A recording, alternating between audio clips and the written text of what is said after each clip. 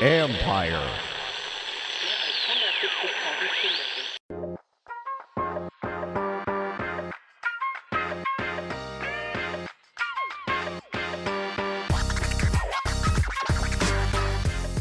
Welcome to Inside the Cap. I'm your host, Joel Corey. You can find me on Twitter at CoreyJoel. That's CorryJoel. And you can also read my regular CBSSports.com column, Agents Take on NFL Salary Cap and Contract Matters.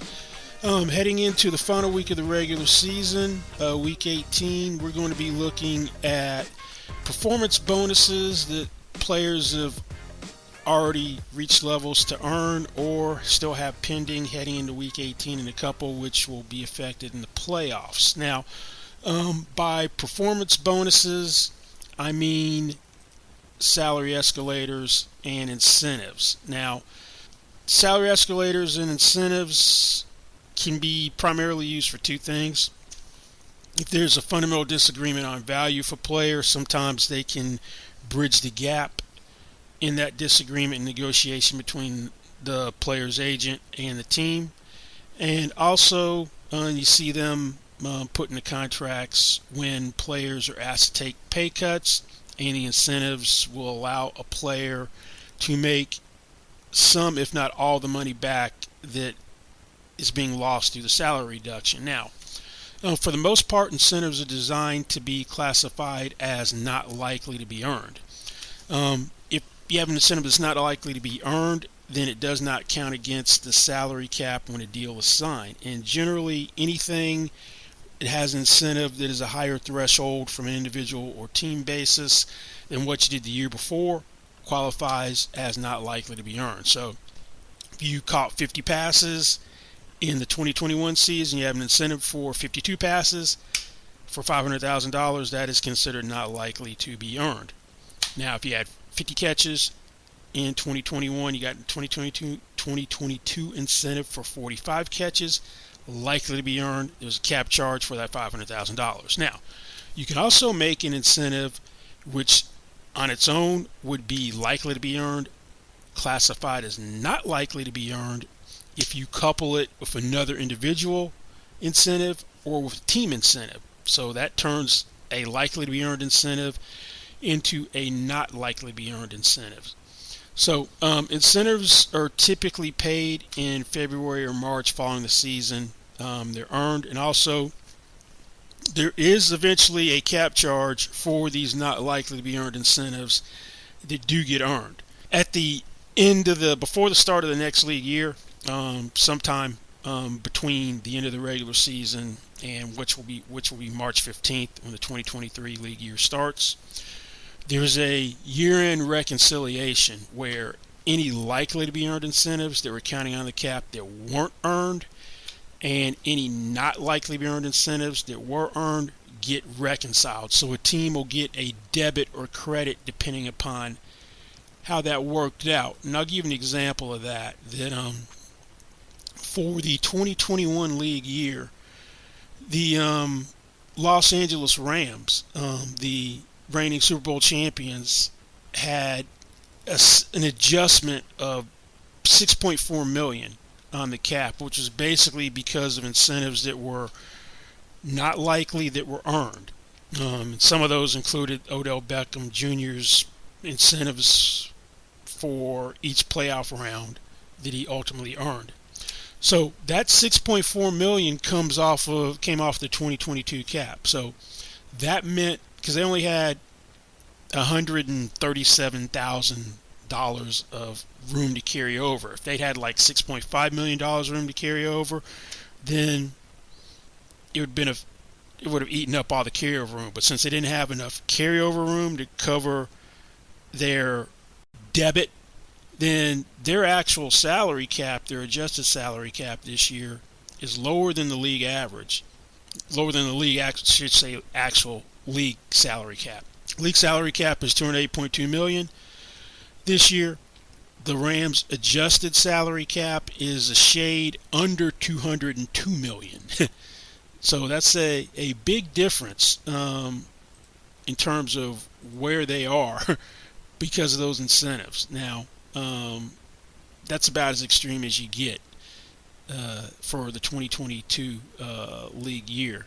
Now, you're going to see, if you are playing with Tampa Bay Buccaneers and you got incentives on the line, Tom Brady's your best friend, because Tom Brady makes sure you get incentives. He did that in 2020 with Antonio Brown. Antonio Brown came into the regular season finale needing to reach 45 catches for a $250,000 incentive. The regular season finale was not going to affect Tampa Bay's playoff seeding. Brown had 11 catches for 138 yards, 2 touchdowns. Got the incentive. Last year, Rob Gronkowski. They're playing the Carolina Panthers. Same thing, not affecting playoff seeding. Gronk needed 55 catches for 500,000 yards, 750 receiving yards, another $500,000. Came into the game with 48 catches, 665 yards, 7 catches, 137 yards before they got taken out midway during the third quarter. Gronk earns his $1 million. So if you got incentives on the line and you're playing with Tom Brady, he's going to make sure you get them. Now, let's look at some guys this year, 2022 incentives. Now, J.J. Watt announced his retirement, but he's getting a nice parting gift. The 2-year, $28 million contract he signed in the Cardinals in 2021 after he asked for the Texans to grant his release. Also add another $3 million in incentives and salary escalators. For 2022, he's got $1 million in incentives based on sacks. Getting to 5 sacks is worth $500,000. The amount increased depending upon how many additional sacks. 8 and 9 sacks got the amount to $700,000 and to $900,000. The entire $1 million is earned for double-digit sacks. Now, last game against Falcons, on New Year's Day, J.J. Watt got another sack to get 10.5. So J.J. Watt is leaving with $1 million parting gift. Now, Texans and I should say the Titans and Jaguars are playing today, and the Raiders and the Chiefs are playing today on Saturday. And Derrick Henry's already earned his incentive. There's nothing he can do from an incentive standpoint to increase it. He's got a $500,000 incentive for reaching 1,300 rushing yards, which he did in Week 15 against the Chargers, so he's going to earn that. Now, for Jaguars, Christian Kirk, different story.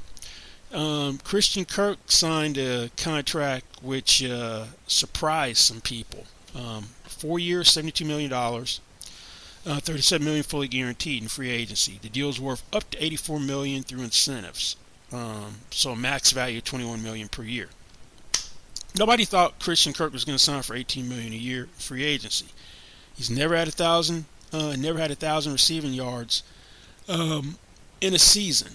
Well, Christian Kirk has incentives for 80, 90, and 100 catches. Also, incentives for 1,000 receiving yards, 1,100 receiving yards, 1,200 receiving yards. Makes $500,000 for each of those thresholds. Now, if you ask Christian Kirk, would you rather beat the Titans and go to playoffs or earn incentive money?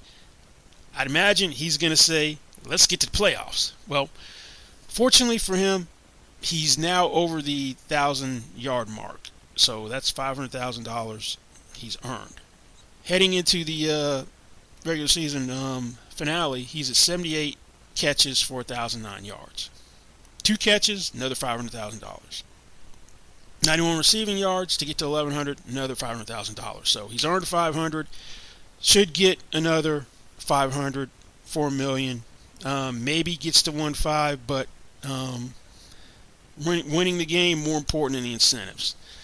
Now, a couple Kansas City Chiefs have some things hanging in the balance. Frank Clark took a big pay cut to stay in Kansas City. He was scheduled to make $19.5 million in 2022. Took a pay cut to $6.75 million with $7 million in incentives. I don't know if he's going to be around next year. He's got a $21 million salary that they didn't touch in this pay cut. Now, $7 million is based on Clark's playtime, sacks, and Kansas City's playoff success. Now, he's got 5 sacks on a year. His play time this year is just a shade under 65%. $2.5 million comes with 60% or more defensive play time and at least 8 sacks. He's only had one 3-sack game in his career, and that was in the playoffs once against the Texans. I think that was 2019 playoffs. Probably ain't going to earn that. So there's higher thresholds for more sacks, more play time. That's out of the question. As long as his play time doesn't drop below 60%, he's getting $1 million because there's an incentive based on 6% play time, and the Chiefs are making the playoffs. Now, he's got more based on what happens in the playoffs, where there's $500,000 for Kansas City win the AFC Championship game, and a minimum of 50% play time in that game, where he also had 6% play time during the regular season. So they get to the AFC Championship game, he plays 50%, and they win. That's another $500,000, but that remains to be seen. There's an additional $1 million for winning the Super Bowl for 50% participation in that game and 65% play time or more during the regular season. He's been playing well over 70% in recent weeks. I know they play the Raiders. Hopefully, if they pull him early, he's not going to get to 65% if the Raiders are up. So we'll see. Now, Juju Smith-Schuster, his teammate, didn't have a huge market in free agency after an injury-plagued 2021 season where he was limited to a handful of games. I think he played 5 with the Steelers before having a shoulder injury, then came back for the wild card playoff game. But he ended up signing a 1-year, $3.25 million contract worth up to $10.75 million through incentives. And then they subsequently modified his contract where they added $510,000 to his per game roster bonuses. So he was making $60,000 for each game he was on the active roster. Now, technically per game roster bonuses get treated as incentives, but for these purposes, since they're considered part of the base value of the contract, I'm not going through people's per game roster bonuses. Now, he's got $3 million of incentives based on receptions and receiving yards. It was $495,000 for getting to 16 receptions and also separately for 130 receiving yards. Easily got that. There's $515,000 more for hitting 50 receptions, and then also the same amount for 650 receiving yards. So that's $2 million he's already earned. It's an additional $500,000 for each at 65 receptions and 900 receiving yards. Now, he's heading into the game against the Raiders, 76 catches, so he's already got that. He's already at 2.5. Now, he's got 898 receiving yards. 2 more receiving yards, which he should get. That's going to be another $500,000 for him. So that should put him. That'll put him at 3. So 2.5. That should put him at 3 in incentives. Now, his play time heading into the game is 66.24%. If he stays above 65%, Chiefs are in the playoffs. Stays at 65% or above, that's another 1.5. That'll put him at 4.5. Now, as long as he has 65 catches and 900 yards, and he's 2 yards for that, and he plays at least 50% on offense in an AFC Championship game win, that's $1 million. That remains to be seen. Same thing, same thresholds for the Super Bowl game. That gets him another $1 million. So if Kansas City wins the AFC Championship and the Super Bowl, then Juju's going to come out with 6.5, provided he gets playtime stays above 65% for the regular season. He has 2 receiving yards today. He had $1 million for the Pro Bowl, which didn't happen, but for Juju, the incentives have paid off. Let's go to his teammate, Patrick Mahomes. Now, Patrick Mahomes, his incentives only matter for team ones for the playoffs. Odds are he's got 2 incentives. He's got $2.5 million in incentives each year from 2022 to 2031. And as long as he is named NFL MVP, which seems likely by either the Associated Press, Pro Football Writers Association, Sporting News, or Sports Illustrated, Patrick Mahomes is going to earn $1.25 million. So he's the odds-on favorite to be the MVP after Jalen Hurts hurt his shoulder. So he can thank the Chicago Bears for having him leapfrog Hurts for MVP. He has something in his contract called the AFC Champion Incentive for each of these years. If Kansas City wins the AFC Championship game and he participates in 50% or more of the plays during the regular season, which he easily has, or 50% of the plays in the championship game, then that's another $1.2 million. So as long as Kansas City gets the AFC Championship game, then that's another $1.25 million for Patrick Mahomes. Now, speaking of quarterbacks, let's go with one more chief I want to mention first. Chris Jones. Chris Jones has an annual $1.25 million incentive for reaching 10 sacks. He got to 12 sacks in Week 12 when they played the Rams, so he's getting $1.25 million. As I said, speaking of quarterbacks. Now, Jimmy Garoppolo was supposed to be playing someplace else this year, but his shoulder surgery threw a monkey wrench in the plans for the Niners to trade him, and then when there wasn't the interest, by the time his shoulder was healed after training camp started, he decided to stay put. Was going to make $25 million, dropped it down to $7 million with $8.45 million that could be earned in incentives. Now, start the season as Trey Lance's backup. Trey Lance had a season-ending broken ankle early in Week 2, so Garoppolo got back in the lineup. Then he broke his left foot in Week 13 against the Dolphins. Now, yesterday, there was news that he could be available for the NFC Championship game and Super Bowl. Problem is, Mr. Irrelevant, Brock Purdy, last player picked in the 2022 draft, looked great. So, deep playoff run. Would they even go back to Jimmy Garoppolo because the way Brock Purdy's been holding steady? Now, Garoppolo has an incentive paying him $250,000 for each game in which he participates in at least 25% of San Francisco's offensive plays and an additional $100,000 in a win. This is where that playoff stuff gets to be tricky for him. There's more incentives where he gets $500,000 if his regular season play time is 50% or more, which it's going to be. It shouldn't drop below 55% after the regular season finale against the Cardinals. He's at right now a shade under 60. So he's going to get that.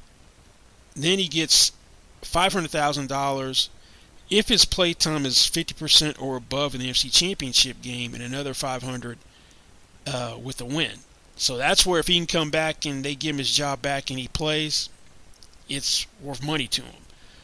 Then same thing for the Super Bowl. 50% play time in the Super Bowl, 50% play time in the Super Bowl gets him another $1 million. In the 10 games he's played, there's 7 wins where he's played at least 25% of the snaps. So it looks like he's going to earn $3.7 million of the $8.45 million, unless he's going to be capped there unless the Niners make a deep playoff run and give him his job back. But still, he's made back some of the incentives. Now, sticking with quarterbacks, Dak Prescott has an incentive in his contract kind of based off the Mahomes one. He's got $1 million each year where he must take at least 50% of the offensive snaps in the Super Bowl to collect, as long as Dallas wins the Super Bowl. So Dallas can win their first Super Bowl since I think the 1995 season, and he doesn't get plays at least half the game, or takes out half the offensive snaps, I should say. $1 million. Staying with quarterbacks, we got Geno Smith, who to me capitalized totally on his contract year. Probably better than anybody else. Playing on a one-year deal for $3.5 million. Incentives worth up to makes the contract worth up to $7 million. He has $1 million in playtime incentives, and Smith hasn't missed a snap all year, where at 55, 65, 75, and 85%, that's each worth $250,000. So he's got $1 million. Now, this is where the amount doubles to $2 million that he's going to earn in playtime if Seattle makes the playoffs. So beating the Rams is the first part, and they need a little help. Green Bay's got to lose to the Lions. That'll be worth $1 million. He had incentives for passing yards. He's over the 400,000 yard mark, so he's going to earn $1 million in passing yards incentives. There's 250 at 3,400 yards. It went to 750 at 3,700 yards. He's over the 4,000 yard mark, 4,069 yards, and he actually is in good shape to break Russell Wilson's franchise single-season record of 4,219 passing yards set in 2016. He also earned $500,000 for the Pro Bowl. He had to throw at least 20 touchdown passes, which he's easily done for that. So Geno is going to get at least $2.5 million. There's $1 million hanging in the balance, depending upon whether Seattle can make the playoffs. Now, Bobby Wagner would love nothing more than to spoil Geno Smith's chances to get that extra $1 million in his return to Seattle. The Rams decided they were going to release Wagner the same day that the Russell Wilson trade to the Broncos was agreed to, because they thought his $16.6 million salary for his $20.35 million cap number was going to be too much for a 32-year-old linebacker. So the Southern California native went back home, joined the Super Bowl 56 champion Rams on a 5-year, $50 million contract worth up to $65 million through incentives. Season's been a disaster for the Rams. Hasn't been a disaster for Wagner. He was named team MVP. He's been their most consistent player.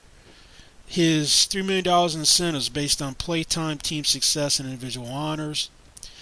Now, there's $250 each for 80% more defensive playtime. The Rams improving over their 21 league ranking, and points allowed, total defense, or average net yards per passing play. Now, Wagner's playtime is over 99%.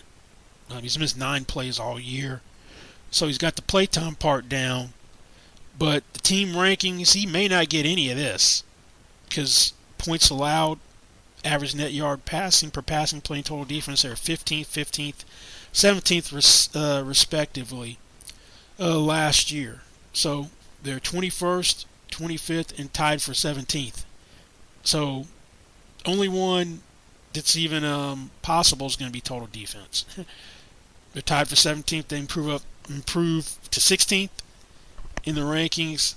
Then that's for 250. Now, his consolation prize is there's 750 for at least 90% playtime. Nobody's expecting the Rams to have the type of season they did. You would think the defending Super Bowl champs would get to the playoffs, which they didn't. That cost Wagner $750,000 because there's additional $750 for 90% playtime in the playoffs. So that's out of the question.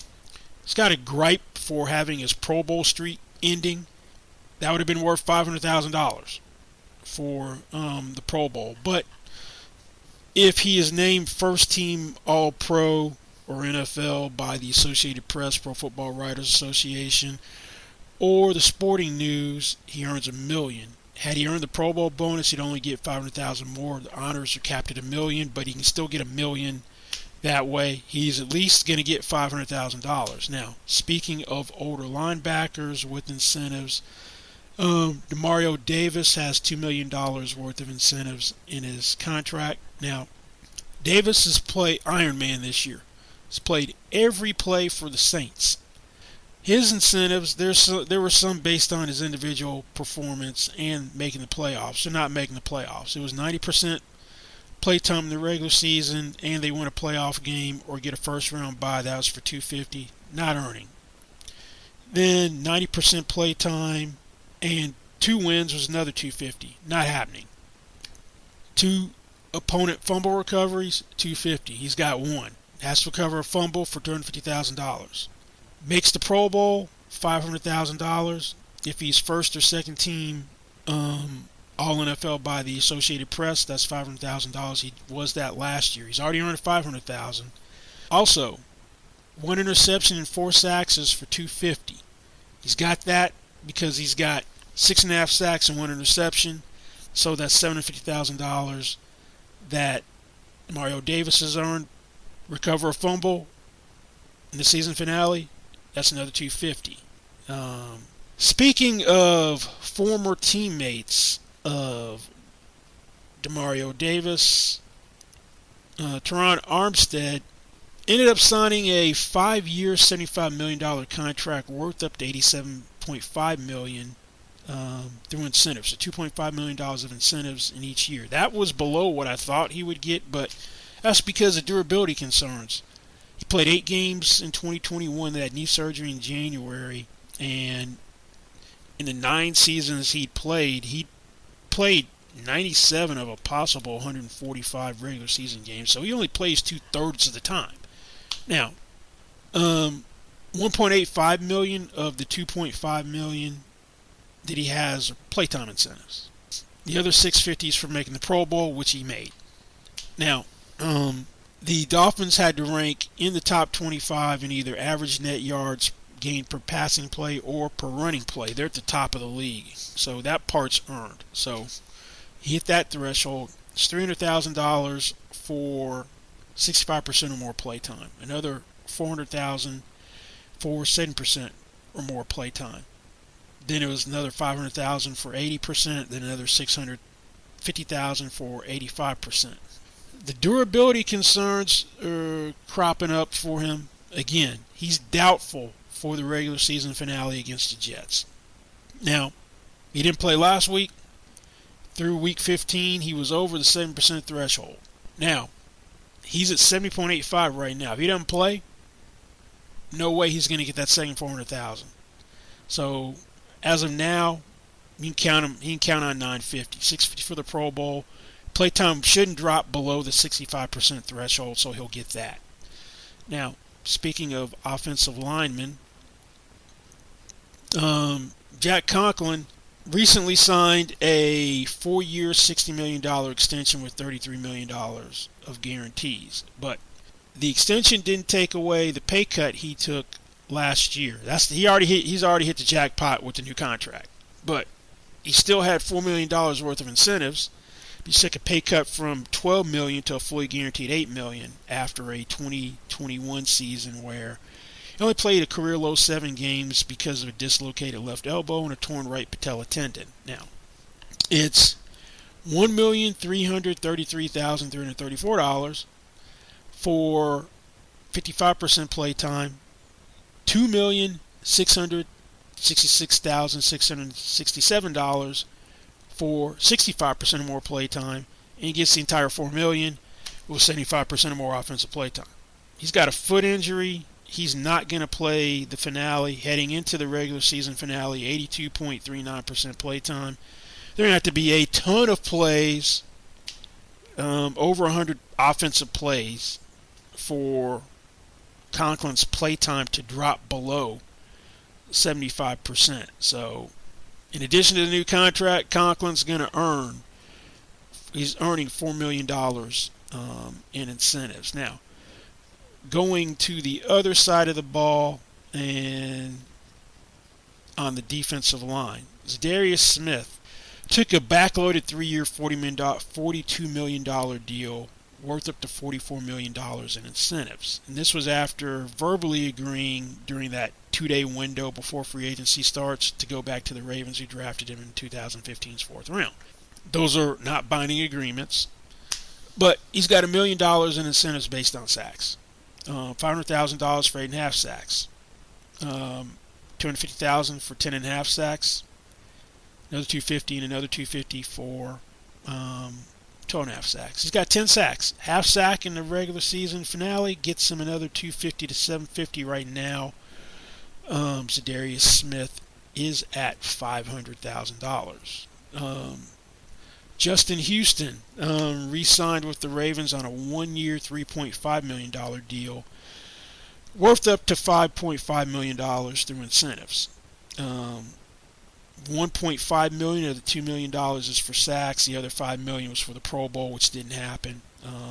There's $500,000 for 5 sacks, $500,000 more for 7.5 sacks, and $500,000 as well for 10 or more sacks. So he's already got $1 million because Houston's got 9 sacks. So he's in the same boat as Darius Smith. Pretty much. 1 sack against the Bengals, that's $500,000 more for Justin Houston. So he's already got $1 million. Could cap out at $1.5 million. Now, going to the secondary, Stephon Gilmore was out there on the market in free agents for a while. Didn't sign until middle of April with the Colts, close to when the draft was going to happen. He's got $1.5 million in incentives in his contract. It's a 2-year deal for $20 million, 1.5 each year, so the deal maxes at $23 million.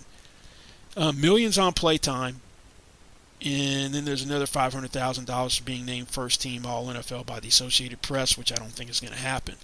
But he's been on the field for 99% of the defensive snaps for Indy, and so he's going to earn his $1 million in playtime. It's $250 for at least 70% defensive playtime, another $250 once he hits 80%, and an additional $500 for 90%. So Stephon Gilmore will earn $1 million in playtime incentives. Now, staying in the secondary, Jordan Poyer couldn't get a contract extension, so the Bills added $2 million of incentives to his contract. He's going to be unrestricted after the season, but he had multiple ways to earn the $2 million. $750,000 for 6 or more interceptions. There's like a laundry list of ways. You get capped at $2 million, but $500,000 for a Pro Bowl selection, he got that. $500,000 for 92 or more percent defensive playtime. $500,000 for at least 90% defensive playtime. The Bills improving in wins from 2021. $500,000 for at least 90% defensive playtime and improving in the 2021 league rank in sacks. $500,000 for at least 90% defensive playtime, and the Bills improving in 21 league rank in turnover margin. That's giveaway takeaways. $250,000 for a fumble recovery, or $300,000 for 2 fumble recoveries, or $500,000 for 5 fumble recoveries. Then $250,000 for at least 1 interception return for a touchdown. Now, he's not going to come close to 90% playtime. He's got 4 interceptions. Getting 2, you never know. Someone may have a bad quarterback may have a bad game, throw him 2, but not counting on that. Hasn't recovered any fumbles either. So at least he's got the $500,000 for making the Pro Bowl. Going back to the offensive line, this will be the last one we cover. Actually, we got 2 on the offensive line we're going to cover. These are the last 2. Trent Brown signed a 2-year, $13 million deal to stay with the Patriots. It's worth as much as $22 million through playtime incentives. He's got $4.5 million in annual playtime incentives. He's played 100% of the plays except for 1 game this year. So his playtime is at 97, almost 98%. And it's $500,000 for 65% or more offensive playtime. Another $500,000 for 7% or more. Then 75%, 85%, 75%, I should say 80%, 85%, and 90% are each worth $750,000. Then there's $500,000 for either making the Pro Bowl or having 95% playtime. So as long as Brown plays his customary amount, he's going to stay above 95% and earn his whole $4.5 million in playtime incentives. Now, last one is La'el Collins with the Bengals. Now, Collins signed a 3-year, $21 million contract worth up to $30 million with salary escalators and incentives after the Cowboys released him. Now, he's got playtime incentives of $1 million for at least 80% offensive playtime, $1 million, and an additional $1 million for 90%. Any incentives earned are added to his 2023 base salary. Right now, the base salary is $3.5 million. There's also $1 million incentive for being selected to the Pro Bowl. Now, Collins tore the ACL and MCL on his left knee during Week 16's contest against the Patriots. So it's impacting the amount of his incentives, the amount of his salary escalator. Heading into that game, he'd only missed 7 snaps all year. His playtime's currently at 91.35%. That's going to drop to under 90% because of the injury after the regular season finale. Still going to stay above 80% playtime. So he's going to earn $1 million in incentives, and his base salary for 2023 goes from $3.5 million to $4.5 million. Without the injury, he was going to get the other $1 million, so it had $2 million in playtime, and then his base salary was going to escalate by $2 million. So that ended up, the injuries cost him $1 million, but we wish him a speedy recovery. Well, that's going to be it for this week's Inside the Cap. Don't forget you can find me on Twitter. That's Corey Joel, CORRYJOEL. And also read my regular CBSSports.com column, Agent's Take, also on NFL salary cap and contract matters. Thanks for listening, and we'll see you back here next time. Goodbye.